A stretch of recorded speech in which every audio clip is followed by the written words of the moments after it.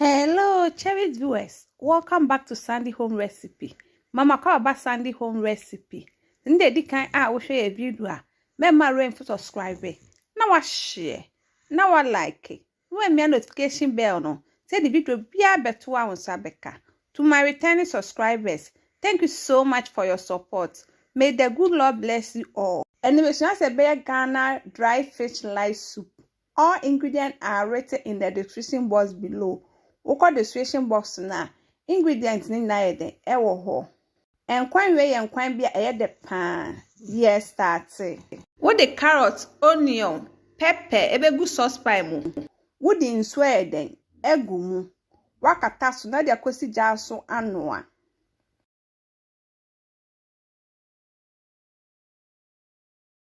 Ebempe na watwe na waso ni sunsu na de gu ade a wo be blendi wom. Wo din so kakra ye de egu mu na wa blending na together. Wa blend we no dey see in chain na wa ba wonam no so we ye dry fish. Wo dey chop onion begu mu. Blended onion, garlic, ginger, bell pepper, spring onion, anise. Na the salt aka wo person won stam ye na wo kwa the description box na link ne da ho. Wo the Maggi season egu optional on fan count. Wo the fish season enso aka ho. Tomato paste. Wo the sugar cry de aka ho. Now we mixing it together. Wo the fresh tomatoes ni onion atomo. Now we kata so. Now the akosi ejaso ama nestima. Muka krewia na we yinam ni bia de estin chen. De wo hwe betete no. Enkwa ni bebia na de agum. Uwe na the carrot mixture na wo blend si won agumu. Na wo di ensu ede agumu. Ensu ni jiwa enkwa dodro a wo ye.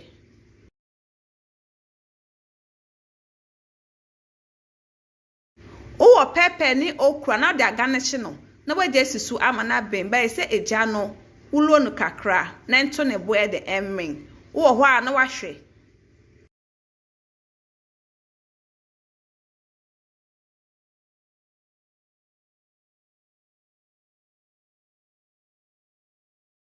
Uhwe ne je ne toast na de tom na aben a na we ye free mu no akọ blende uhwe no be hwe de agumu.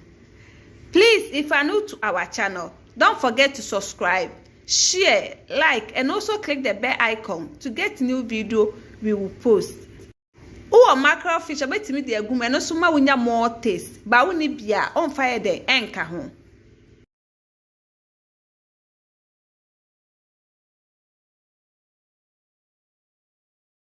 So we na salt ni swa na di kakra ye den aka ho.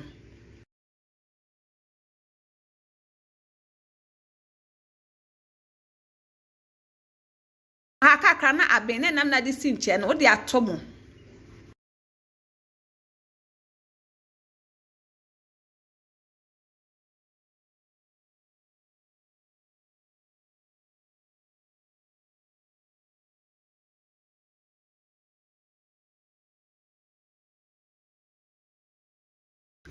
Aben na watwe na wa serve wunya ofufu a obetimi eden e de aka ho edi.